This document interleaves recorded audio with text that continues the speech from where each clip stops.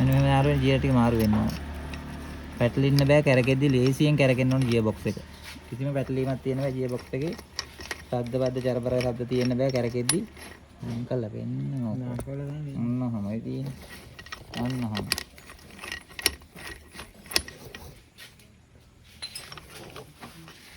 ඔය විදිහට ගියර් ටික ලේසියෙන් වැටෙන්න ඕන නිව්ට්‍රල් වෙන්න ඕන. එහෙනම් මගේ පේජ් එකට ෆලෝ එකක් දාගෙන යන්න ෆලෝ කරලා නැති අය.